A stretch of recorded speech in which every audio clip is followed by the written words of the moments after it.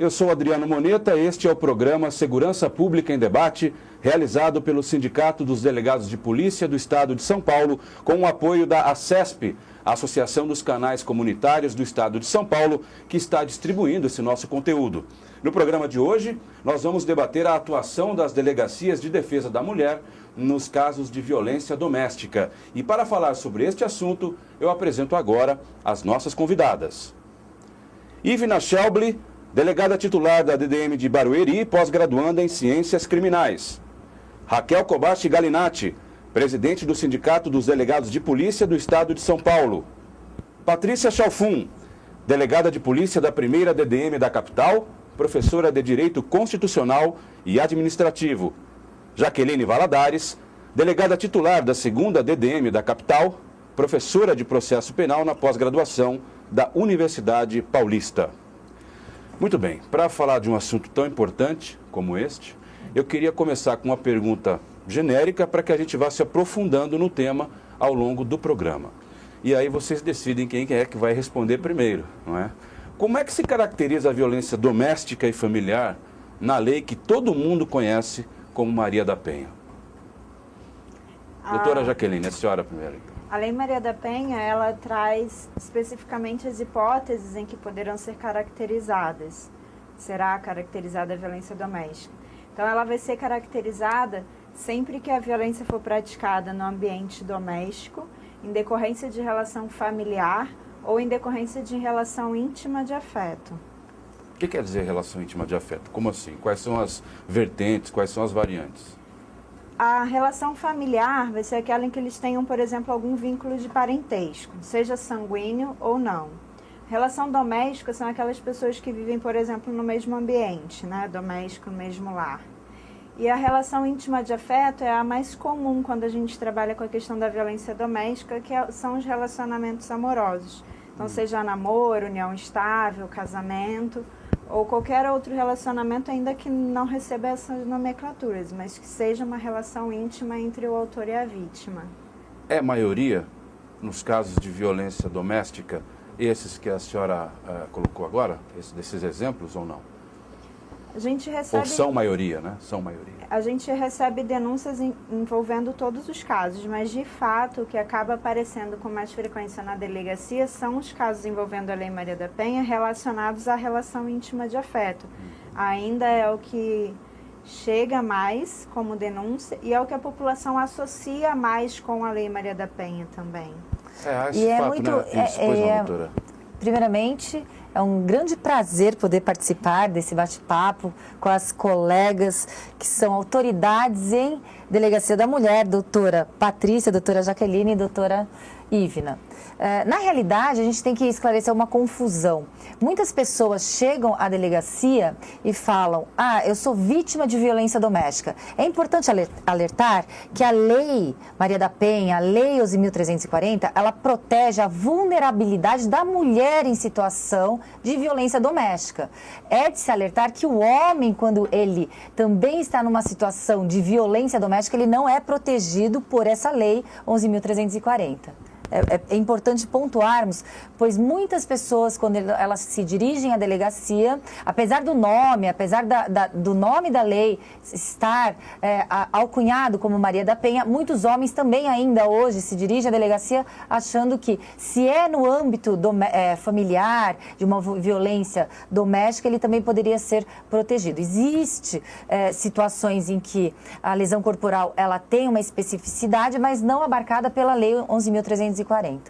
É uma ação afirmativa. O que seria essa ação afirmativa? Como elas estão numa situação, como a doutora Raquel acabou de mencionar, de vulnerabilidade, então não é qualquer caso, simplesmente pelo fato de se ter um homem e uma mulher, que a Lei Maria da Penha vai se aplicar. Por exemplo, eu posso ter 2 irmãos, um homem e uma mulher, e há uma lesão corporal na qual ocorreu por motivo de herança.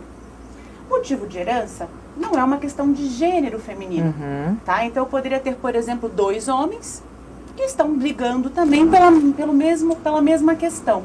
Então é importante a população saber, ter conhecimento de que a Lei Maria da Penha, ela é uma exceção. Ela, inclusive, as medidas protetivas de urgência se caracterizam por uma restrição à liberdade do indivíduo. Ele não vai poder ir em determinado lugar, não vai poder chegar perto dela 300 metros. Então, se eu estou restringindo a liberdade dele, é uma situação de exceção. Não pode ser aplicada, portanto, para qualquer caso. É uma situação em que a mulher está numa situação de inferioridade em relação ao homem. Essa mulher, ela tem que estar sendo tratada como um objeto, como alguém que está numa posição inferior a esse homem. E, por conta disso, ela merece essa ação afirmativa, ela precisa dessa ação afirmativa que vai justamente nivelar essa diferença do relacionamento. Essa vulnerabilidade é quando ela justamente está objetificada ou inferiorizada de alguma forma. Então a gente pode dizer que sempre há envolvido nessa questão o gênero. Sim. Sempre, o gênero. 100% das vezes. Sim. O que vocês que são delegadas de polícia, que trabalham em DDMs, quais são as formas mais comuns, infelizmente, que são apresentadas a vocês em termos de violência contra a mulher? O que vocês mais recebem nos plantões para a gente começar essa discussão de forma mais prática, eu diria, para o nosso telespectador? Eu acho que a mulher compreende mais a violência quando ela chega à violência física. Muitas vezes a mulher não compreende que quando ela sofre uma agressão verbal, uma ameaça, quando ela é insultada, ela muitas vezes não percebe que isso é uma violência e que a violência ela é gradativa. Ela não começa, o agressor ele não vai de um dia para a noite praticar uma agressão física contra essa mulher, mas ele vai insultar e essa agressão ela vai sendo progressiva e aí o ciclo da violência vai se desenvolvendo, né? Até chegar ao ponto de chegar uma lesão e aí acho que a mulher aquilo ela sente e aí ela procura a delegacia. Muito bem colocado que a doutora Ivna fala, pois uma situação de violência moral, onde a mulher, uma situação que a mulher ela fica subjugada numa violência psicológica, muitas vezes é muito mais gravosa do que a própria violência física. Realmente o mais comum é chegar a denúncia até a delegacia, a vítima se dirige até a delegacia no pior estágio, no estágio em que culminou numa violência física, num olho roxo, numa costela quebrada, num dente quebrado.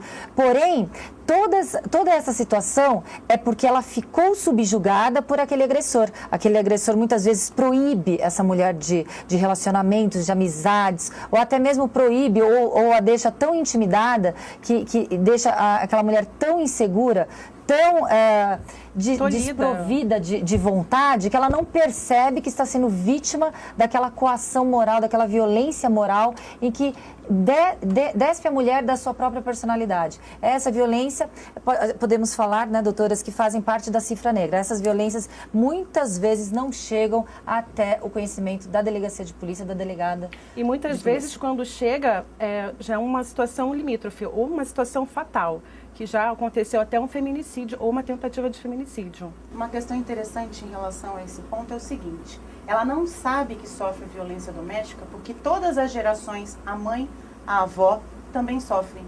Então, ela acha comum, né? A mãe sofre violência doméstica, que a avó sofreu violência doméstica e ela também sofre. E começa desse jeito, desse ciclo, né? Ela é subjugada, não usa determinada roupa, não pode ir para determinado local. E a mãe, muitas vezes, por também não ter essa informação, não ter, né, enfim, acaba fazendo com que a filha, né, se repetem os papéis. É muito os padrões, né? O padrão. Nesse sentido do que a doutora Raquel estava destacando, é interessante ressaltar a questão dessa abordagem psicológica do agressor em relação à vítima. Quando o agressor, um homem, ele tem essa tendência de ser um agressor e tratar a companheira, a namorada que seja, dessa forma inferior, a gente acaba percebendo que ele tem alguns comportamentos que tendem a agredir alguns pontos centrais em qualquer mulher, em qualquer vítima, na verdade. Então, toda mulher, ela tem alguns pontos de apoio na vida dela. Então, a gente destaca família, amigos, autoestima e trabalho ou escola, faculdade, que seja. Então, esse agressor da violência doméstica, ele até a fim de colocar a vítima nesse ambiente dele de controle, ele costuma tolhi-la nesses sentidos. Então, ele tenta afastá-la da família, dos amigos, ele ataca a autoestima dessa vítima, como mencionado, proibindo ela de usar determinadas roupas, obrigando a cortar o cabelo, andar com o cabelo preso, proíbe de frequentar a faculdade, de trabalhar, mas sempre de um jeito que ele torna aquilo tão natural que ela acha às vezes que aquilo é uma preocupação dele. Ah, meu marido não quer que eu trabalhe porque ele consegue me sustentar. Quando na verdade ele já está preparando todo um cenário que vai afastar a vítima de pessoas que poderiam ajudá-la a perceber aquilo. E aí entra no que a doutora Ivna mencionou, ela pode começar a entrar num ciclo de violência que ele começa com xingamentos, com ameaças, que pode culminar com agressões físicas e até a morte. Porque essa vítima já está isolada de tudo, ou de qualquer outra pessoa que ela poderia pedir ajuda ou perceber aquela situação que ela se encontra. Antes do programa a gente conversava nos bastidores sobre essa questão cultural. Como é possível, ou se é possível, resolver esse problema que a senhora está se referindo e que a doutora Patrícia também se referiu, a doutora Ivna, enfim, da cultura. Porque muitas vezes a própria mulher acha que é normal mesmo, que, enfim, ela sempre viu isso e o que ela está passando é a vida. A vida é assim mesmo, tudo bem. Enquanto que pode ser bem diferente. Pode ser sem machismo, sem agressão, sem essa série de coisas. Vocês acham possível haver algum tipo de mudança cultural nisso? Eu acho que sim. Eu acho que apesar da gente viver numa sociedade patriarcal ainda, eu acho que o principal ponto, né, que poderia auxiliar na melhora desse aspecto cultural e sociológico seria a educação. Eu acho que dentro das casas, nós mulheres, né, poderíamos contribuir com isso, ensinando os homens a tratar bem as mulheres. Na minha casa, meu irmão e eu lavávamos a louça, por exemplo. Entendeu? Não tinha esse negócio assim, a menina vai arrumar a cama e o menino vai ficar com o pai vendo as coisas do carro. Não, meu irmão tinha que arrumar a caminha dele, lavava a loucinha. E como vocês estão vendo, eu estou grávida, a doutora Jaqueline também. E são meninos. Então, nós já temos... E, aliás, né, a gente estava até conversando antes de começar o programa. Os nossos meninos que estão aqui já vão saber violência doméstica de cor. Né? Então, as futuras companheiras dele já vão tratar a mulher. Porque, muito bem, porque eles já sabem. E eu acho que a solução, um dos pontos seria esse. Então, mas a senhora fala de uma mudança, de uma possível mudança cultural. Eu tenho que admitir que eu gostaria muito que houvesse mesmo. Mas será que nos rincões do país, no interiorzão, isso é possível? Dada o distanciamento desse pensamento de vanguarda que nós temos geralmente nas principais metrópoles? Eu entendo que essa questão até do trabalho da mídia, inclusive hoje, por exemplo, ela passa a ter um acesso muito maior. A Lei Maria da Penha é uma das leis mais conhecidas do nosso país. As pessoas podem até não conhecer o seu conteúdo juridicamente, mas elas têm noção do que essa lei tutela, né? Que ela protege a mulher, que o homem não pode bater na mulher. Então ela tem uma noção, ainda que superficial, mas tem. E esse papel da mídia é muito importante, a divulgação, esse trabalho de conscientização, que vai desde de dentro de casa, como a doutora Patrícia mencionou, até novelas, comerciais. Tudo isso faz com que ainda essas moças que vivem lá no interior do nosso país, elas tenham já comecem a ter pelo menos essa consciência de que tem alguma coisa errada naquele comportamento ali. Entendi. E eu acredito também que já houve uma mudança de comportamento nesses 11 anos de existência da Lei Maria da Penha, porque logo quando ela surgiu, suscitou-se até a sua inconstitucionalidade, né, por conferir um tratamento diferenciado entre homens e mulheres. E hoje é uma lei consolidada, como a doutora Jaqueline mencionou, é uma lei que é uma das mais conhecidas do país e que, assim, todo mundo fala da Lei Maria da Penha e eu acho que ninguém imagina mais o cenário jurídico sem essa lei, sem esses mecanismos de proteção da mulher. Mudou muito depois que ela apareceu, essa lei? Mudou. Bastante.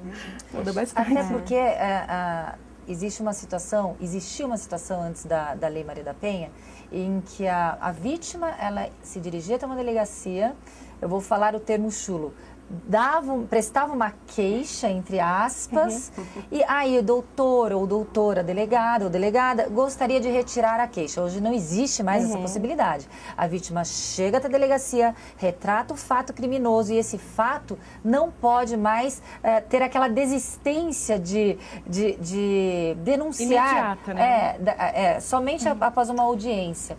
Então, ou seja, há todo o inquérito policial, a denúncia, o agressor ele é chamado perante um juiz com um promotor ali ou seja, não é uma situação mais tão fácil de que você vá até uma delegacia, até mesmo muitas vezes coagida pelo próprio marido, chega e retira essa denúncia de uma agressão sofrida no ambiente familiar, doméstico, etc.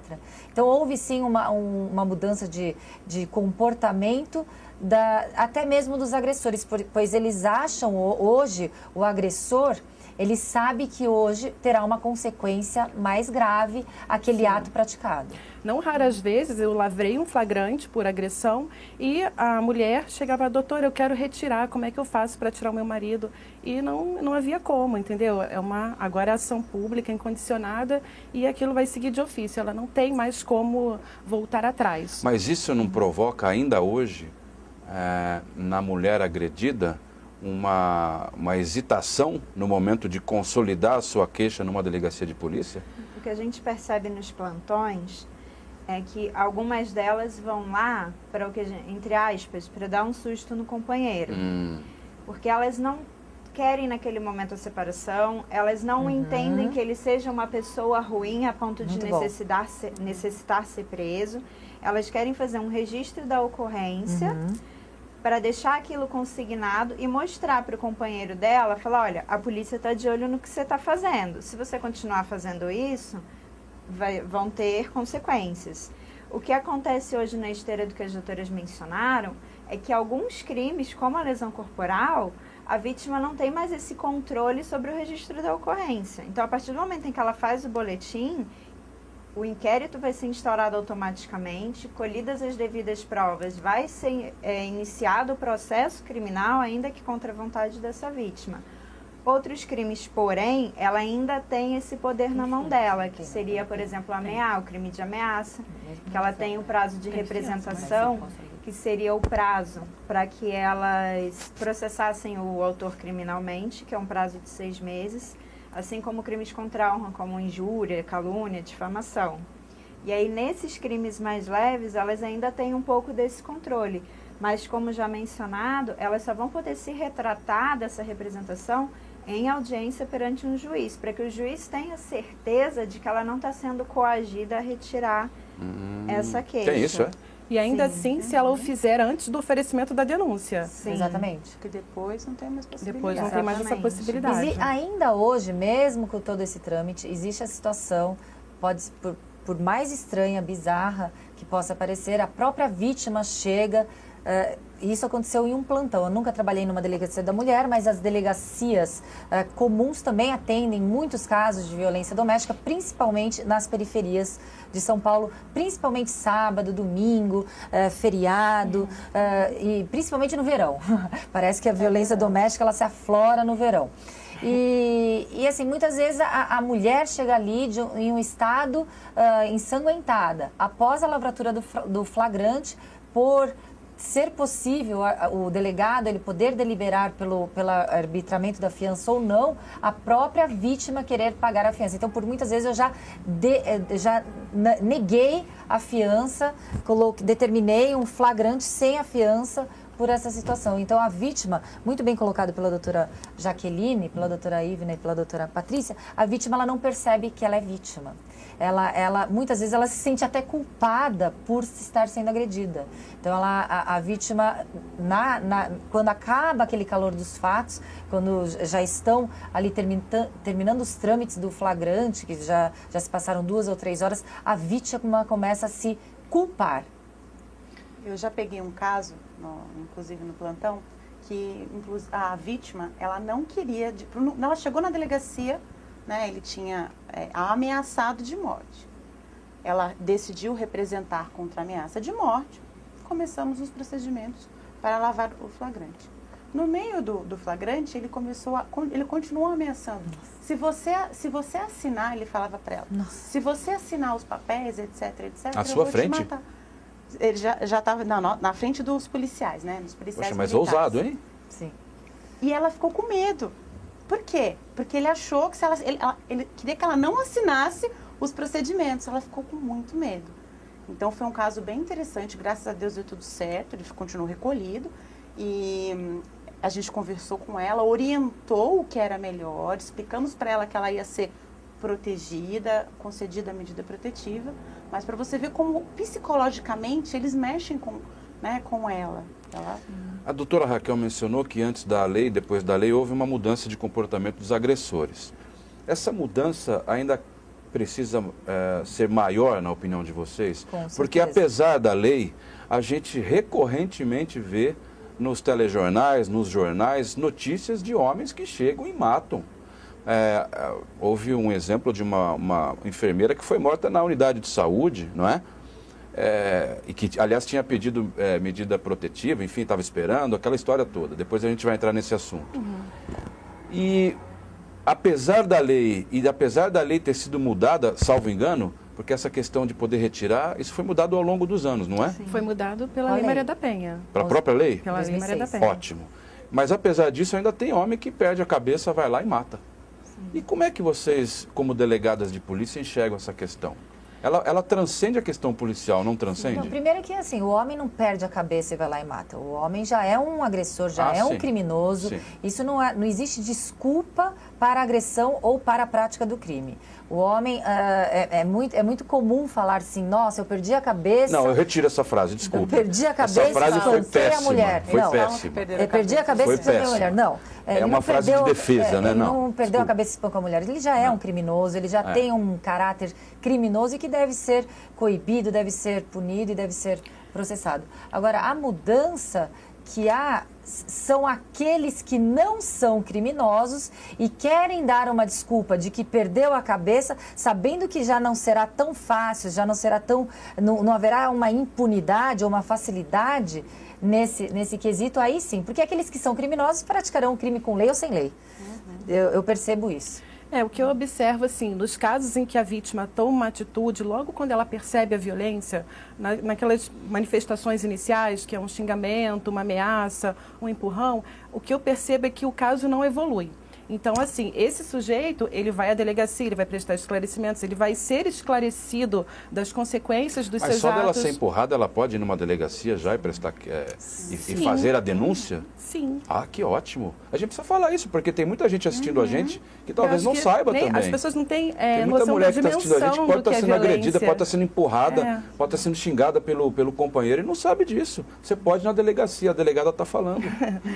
Então, nesses casos, o sujeito vai à delegacia, a gente esclarece, ele toma ciência das consequências dos seus atos e o que eu percebo é que não há uma evolução. Muitas vezes essa mulher volta para casa, ou faz as pazes, ou separa, mas não há uma evolução. Esses casos mais graves acontecem por aquela mulher que sofre calada, que suporta a violência e aí quando a notícia crime chega para nós, já é um caso que atingiu dimensões já mais graves. Então, realmente, ali existe uma ruptura, né? uma impossibilidade dessa mulher continuar a viver com esse sujeito, por ele manifestar uma violência exacerbada.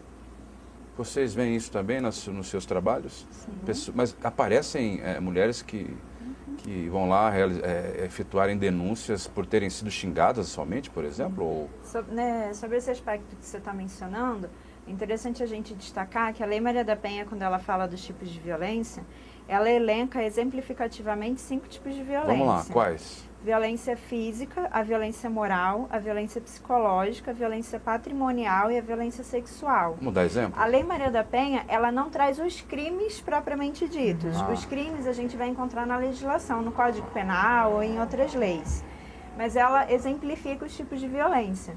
Então, dentro da violência física, por exemplo, as mais comuns seriam a lesão corporal. Então, dá um soco, chuta, bate com um pedaço de pau na vítima. Então, a agressão física propriamente dita é aquela que a gente vê, né, que machuca. Mas dentro desse contexto da violência física, tem essa questão, por exemplo, da contravenção de vias de fato. É o cara que empurra a esposa, que puxa o cabelo, mas não chega a causar uma lesão corporal nela. A gente também trabalha com a injúria real, que é aquele cara que desfere um tapa no rosto da esposa, mas não o suficiente para deixá-la lesionada, mas dá um tapa. Cusparada também é motivo para ir na delegacia? Sim, lógico. É importante a gente falar isso aqui, eu acho. Dentro da violência moral. Toda forma de você diminuir, de você violar aquela pessoa, seja fisicamente ou moralmente, você deve denunciar. Tudo aquilo que é aviltante, mas desculpa, doutora, a doutora Jaqueline estava falando os exemplos dentro.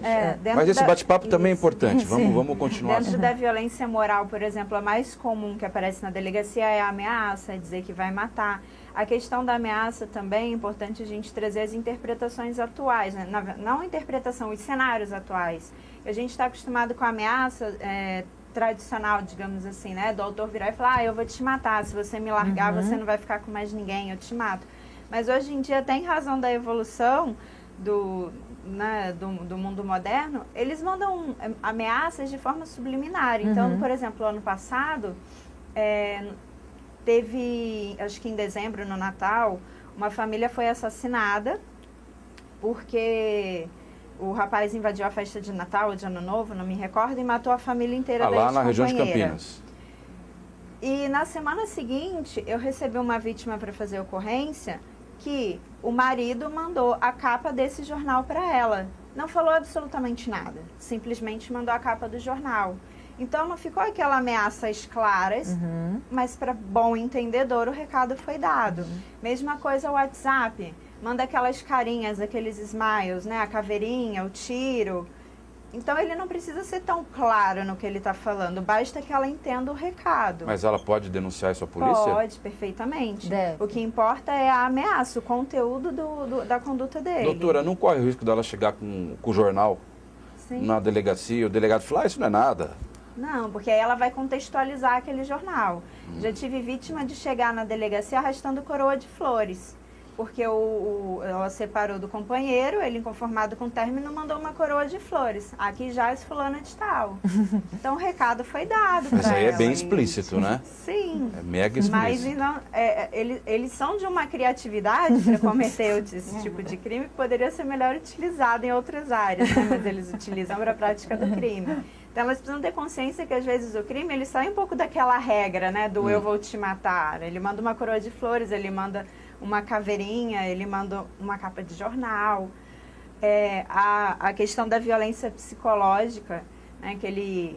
Da violência moral, né? Eu falei da violência psicológica e da violência moral, quando ele xinga, quando ele ofende ela com palavras depreciativas, ou imputa coisas ruins a ela, tipo, você é uma prostituta, você sai daqui, deixa seu filho sozinho e vai se relacionar com outros caras, coisas depreciativas também.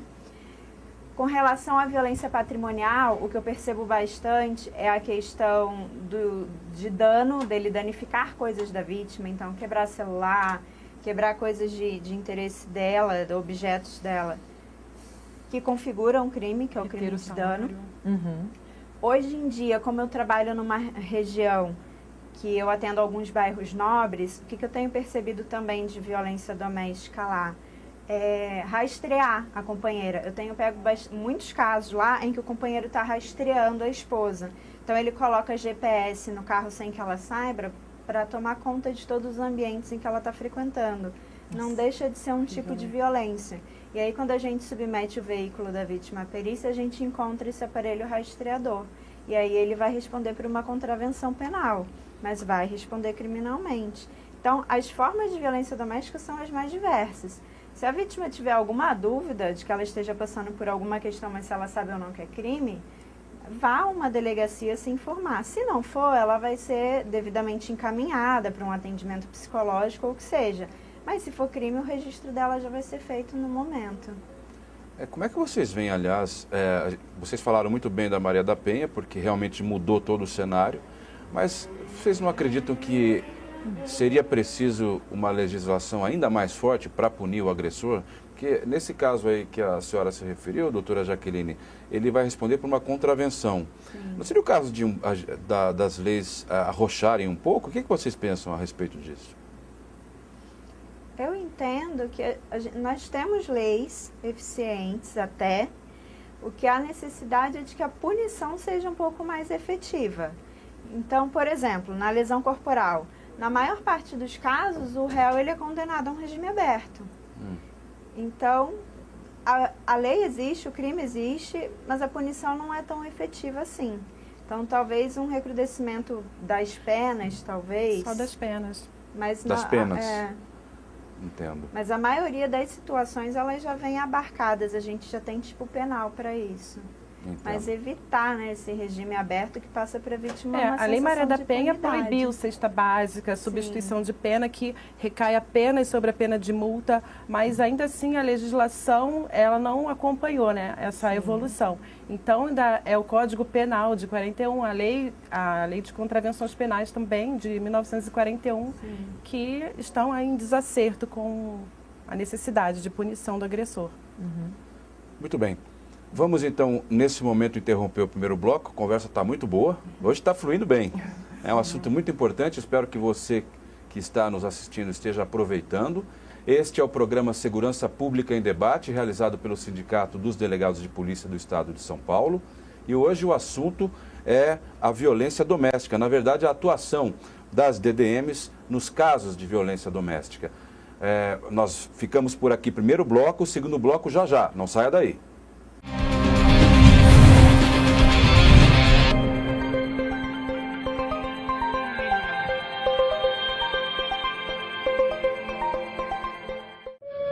Preparado para viajar barato? Viajar Barato é o único outlet de viagens do Brasil. Alta tecnologia para buscar as melhores oportunidades e promoções. Pacotes completos para você não se preocupar com nada. Viajar Barato é o único outlet de viagens no computador, celular, 24 horas, sem sair de casa. Réveillon, Carnaval, cruzeiros marítimos, férias de verão. A hora é agora. Viajarbarato.com.br, o único outlet de viagens do Brasil. Viajar Barato.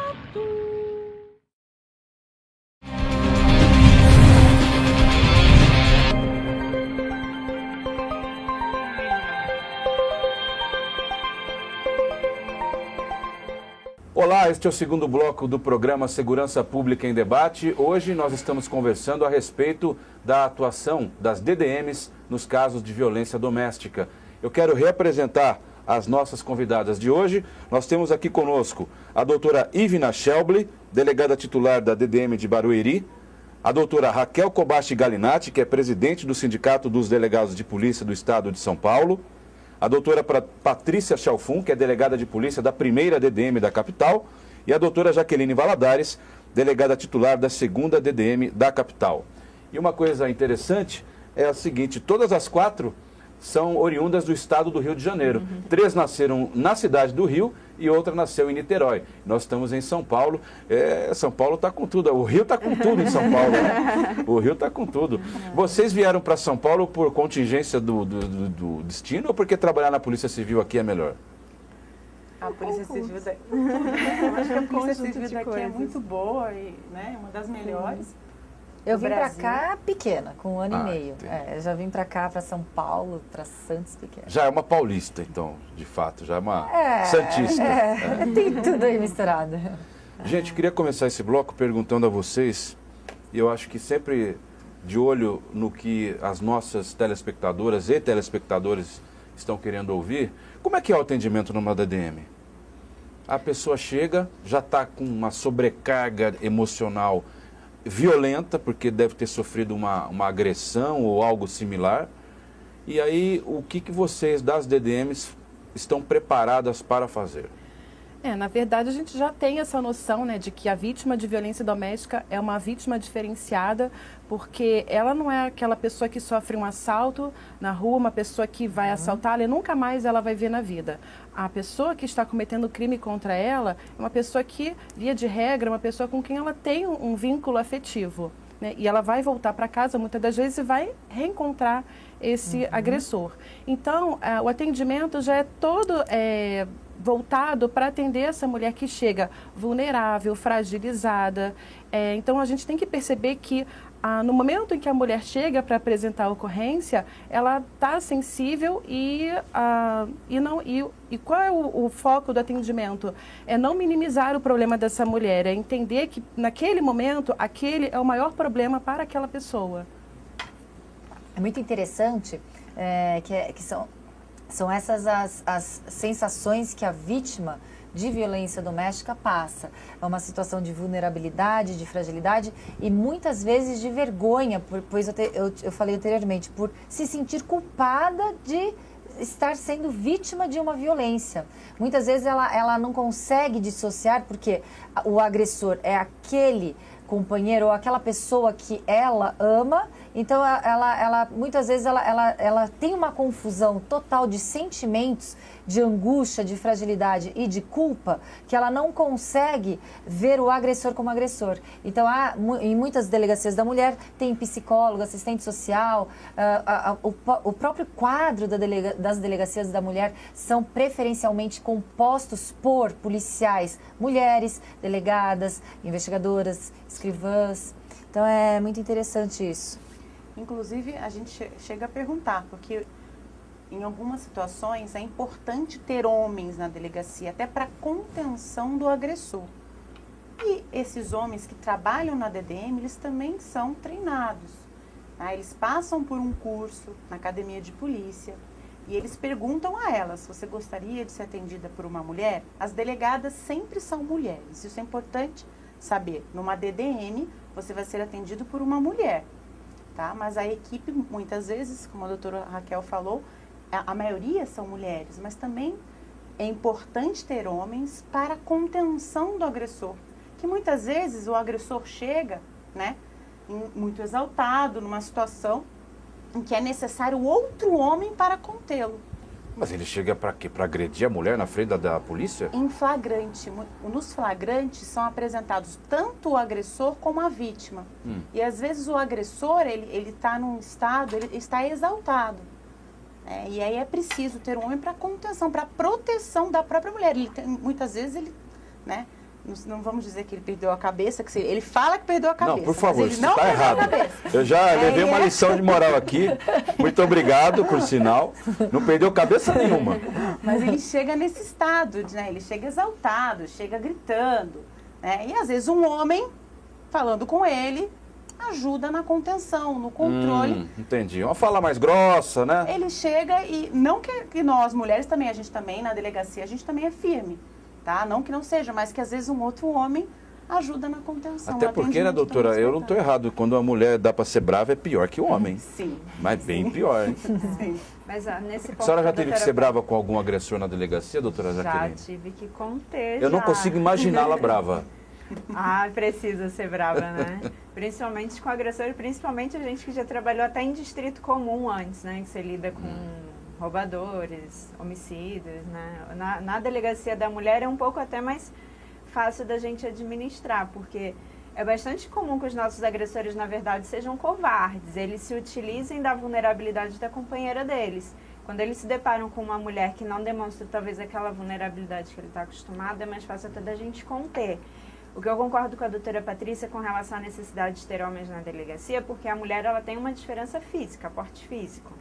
Então é bastante comum, dependendo da região da delegacia, que esses agressores cheguem drogados, alcoolizados, e aí é muito difícil a mulher conseguir conter, seja delegada, investigadora, a gente precisa realmente de força física. Então há necessidade de homens, sim, trabalhando em DDM, mas essa é uma questão até bastante discutível, porque na minha delegacia, por exemplo, o funcionário que mais recebe elogios formais é um homem. Então, a maioria das minhas vítimas, as vítimas que mais elogiam o atendimento lá é o atendimento de um homem. Então, o importante, na verdade, não é ela ser atendida por uma mulher ou por um homem, é ela ser bem atendida, ela ser acolhida, que a pessoa que esteja trabalhando numa delegacia de defesa da mulher, ela trabalhe ali porque ela queira, ela esteja lá entregue aquela função. Então, hoje até, em São Paulo, nós contamos com uma rede bem significativa de delegacias de defesa da mulher. Hoje nós temos 133 delegacias espalhadas por todo o estado, só que na capital são 9. É uma rede que, se for comparada aos demais estados, é muito grande. A nossa rede de DDMs em São Paulo representa quase 36% de todas as DDMs do país. Mais de um terço. É uma rede muito significativa, Bastante. Embora ainda precisemos melhorar. Ainda existem locais que necessitam de delegacia de defesa da mulher e não tem. Mas o mais importante é que hoje a Polícia Civil de São Paulo ela já tem uma consciência maior sobre essa necessidade de acolhimento da mulher. Inclusive, a Academia de Polícia já está fazendo, entre aspas, uma reciclagem em todos os seus funcionários que estão participando hoje do projeto Integrar, que visa humanizar o atendimento em qualquer unidade policial. Porque às vezes a vítima está do lado de uma delegacia de bairro e a DDM talvez não seja tão próxima para ela. Então não tem por que ela se deslocar para um lugar distante, podendo ser atendida por uma delegacia de bairro. Então, se o policial da delegacia de bairro dá um tratamento humanizado para ela, é o que interessa para ela. Ela não precisa necessariamente daquele ambiente da DDM. Ela quer ser acolhida. Ela quer que a pessoa que esteja do outro lado do balcão não esteja ali para julgá-la. Esteja ali para orientá-la e registrar os fatos. E paralelamente a isso, foi editada a Resolução 1 de 2017, né, que padronizou o atendimento das ocorrências de violência doméstica. Então, se ela for atendida numa DDM ou numa delegacia comum, será o mesmo padrão, né, de atendimento, os mesmos procedimentos a serem adotados e visando justamente o quê? Que o atendimento seja homogêneo e tão satisfatório numa DDM ou fora dela, numa delegacia comum ou numa DDM. E não só os funcionários que já estão na ativa, mas como aqueles que estão em curso de formação também têm uma disciplina na Academia de Polícia específico para atendimento de vítimas de violência doméstica, que vai tratar da legislação, atendimento, tudo isso para que seja aprimorado, né? Tudo em prol da mulher. Agora, a questão do atendimento ser feito por um homem não é um dos motivos pelos quais, justamente nas DDMs, o efetivo maior é de mulheres. A mulher que vai realizar uma denúncia numa delegacia não fica meio assim de se comunicar com um policial homem, porque ela tem medo de ser julgada, justamente o que você falou? Na prática, o que eu percebo é que as vítimas tendem a pedir atendimento feminino quando é relacionado a crime sexual. Ah, tá. Então, elas se sentem pouco à vontade em reportar crimes sexuais a policiais homens, porque entra muito na intimidade dela. Reportar agressão física, são raras as vítimas que fazem questão de ter um atendimento por mulher. Mas quando é agressão sexual, sim. Porque realmente a agressão sexual em si já foi extremamente invasiva. E ela ter que reportar aquilo para um homem, ela se sente ainda mais fragilizada. Por isso a importância de ter policiais mulheres nas DDMs. Não precisa ser o efetivo inteiro, mas sempre ter alguma policial feminina na delegacia é fundamental, principalmente para esses casos de violência sexual. Até porque é importante destacar que as DDMs não tratam só a violência doméstica, mas a gente também trata a violência sexual contra mulheres adultas, crianças e adolescentes. Então, a mulher talvez tenha uma abordagem mais sensível para tratar desse tema. Entendi. Os fatores que geram violência de forma prática, né, que vocês recebem no plantão, dentre os fatores, a gente pode dizer que o álcool é um dos principais ou não? Influencia bastante. O agressor faz uso contumaz de álcool ou nem sempre? Sempre, a maioria dos casos. Mas eu não concordo que possamos colocar um fator para a prática do crime e violência doméstica, um álcool. Não estou colocando, só estou perguntando se é recorrente. Se potencializa. Isso, também. É recorrente? Sim. E inclusive a maioria dos casos envolve álcool, tá? Drogas também, mas álcool, eu diria que 80%, 70%, 80%. Tudo isso? Lá na minha delegacia envolvem álcool.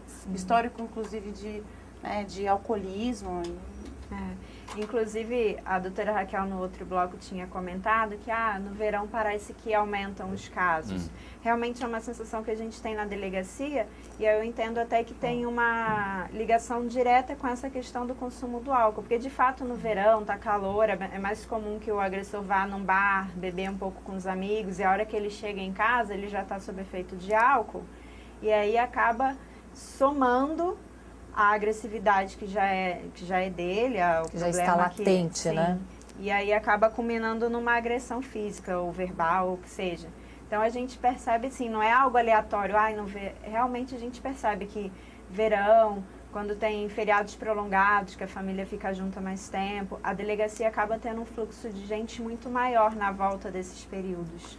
Não é exatamente o motivo, mas é o fator que pode potencializar. Sim. É por isso que eu tive essa curiosidade, porque geralmente eu hoje estou apresentador, mas fui repórter durante um bom tempo e fiz muitos casos de violência doméstica. Cobri muitos casos. E geralmente o agressor sempre estava alterado por algum motivo, o que não diminui a gravidade, né, doutora? Não é? Voltando àquela questão inicial. O que, inclusive, a doutora Ivna mencionou, a resolução da Secretaria de Segurança Pública desse ano. Nessa resolução, sempre que a gente vai pedir medidas protetivas ou é um flagrante, a gente faz uma análise dos fatores de risco. E o consumo de álcool e drogas, ele é avaliado nesse momento como um fator de risco para um possível feminicídio. Interessante isso. Nós vamos ficar por aqui, o segundo bloco do programa de hoje, em que estamos tratando do assunto violência doméstica, atuação das DDMs nos casos de violência doméstica. Segundo bloco fica por aqui, terceiro bloco já já.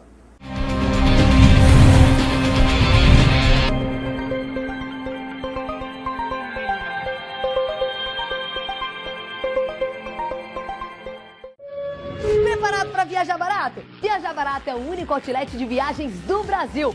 Alta tecnologia para buscar as melhores oportunidades e promoções. Pacotes completos para você não se preocupar com nada. Viajar Barato é o único outlet de viagens no computador, celular, 24 horas, sem sair de casa. Réveillon, carnaval, cruzeiros marítimos, férias de verão. A hora é agora. Viajarbarato.com.br, o único outlet de viagens do Brasil.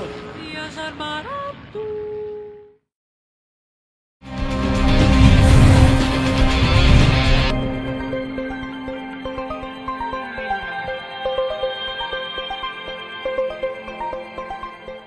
Olá, este é o terceiro e último bloco do programa de hoje, Segurança Pública em Debate. Estamos conversando sobre a atuação das delegacias de defesa da mulher nos casos de violência doméstica. Eu queria começar esse terceiro e último bloco perguntando para as senhoras a respeito das medidas protetivas. As senhoras acham importante o delegado de polícia poder decretar a medida protetiva ou é melhor a mulher realmente esperar o judiciário, aquele prazo de 5 dias? O que vocês pensam a respeito desse assunto? Eu acho que promove ainda mais a proteção da mulher. Eu acho que é um benefício. O delegado, ele atua no calor dos fatos. Então, portanto, acredito que a concessão das medidas protetivas pelo delegado de polícia só tem a beneficiar a vítima. Não existe nenhuma ressalva que seja negativa no tocante à atribuição do delegado de polícia em também poder decretar protetivas de urgência. Se existe algum argumento, e todos os argumentos que eu já li e escutei são argumentos extremamente corporativistas, aliás, absolutamente corporativistas, que não estão interessados em ampliar a proteção à vítima, aquela mulher vulnerável à violência doméstica. O delegado de polícia, ele é o primeiro garantidor dos direitos e garantias individuais do cidadão. Nada mais legítimo que o delegado de polícia, aquele que está vivenciando e presenciando qual é a necessidade de qual protetiva para aquela vítima no fato, no momento, ele mesmo decretar e, obviamente, passará pelo crivo do Ministério Público e do Judiciário. Assim como nós podemos elaborar o auto de prisão em flagrante, é legítimo também que possamos decretar as medidas protetivas de urgência. Também arbitramos fiança, então não existe algum argumento legítimo para que que seja negativa a protetiva de urgência decretada diretamente pelo delegado de polícia. Até porque a medida protetiva é uma medida cautelar, tal qual a fiança, né? Então não existe óbice para isso. A diferença é que o delegado é o titular da carreira jurídica que tem o contato direto com a vítima, que percebe os seus anseios, suas ansiedades, o seu temor. Muitas vezes a vítima sofre uma ameaça e não tem nenhum resquício de prova, foi uma ameaça verbal. Então, o que vai chegar para o juiz? A versão isolada da vítima. Ele não teve contato com aquela pessoa, ele não tem como saber se realmente ela necessita daquela protetiva. Então, a figura do delegado de polícia que tem esse contato com a vítima, ele está muito mais habilitado a avaliar o caso concreto. Doutora Jaqueline, o que a senhora acha a respeito dessa questão? Eu concordo com as colegas no sentido de que o delegado, ele tem realmente esse primeiro contato, ele consegue ter uma avaliação muito mais rápida da necessidade, da urgência dessa medida. Então, é de extrema importância essa possibilidade. Além disso, a partir do momento em que a gente admite a decretação das medidas protetivas pelo delegado de polícia, a gente, na verdade, está ampliando a proteção da vítima. Porque na sistemática original da lei, só o juiz poderia decretar essa medida. Mas a partir do momento em que o delegado também pode decretar essa medida, ela tem duas pessoas zelando ali por ela. Então, ao invés dela esperar 48 horas para o delegado remeter essa medida para o juiz e mais 48 horas para o juiz decidir, isso se todos os prazos legais forem devidamente cumpridos, hoje ela tem uma ida à delegacia e ela já sai de lá com essa medida em mãos. E o delegado vai ter uma equipe que vai prontamente dar essa ciência para o autor e a partir daí, caso ele descumpra, ele pode ter até a prisão preventiva dele decretada. Então, na verdade, é só um aumento na proteção da vítima.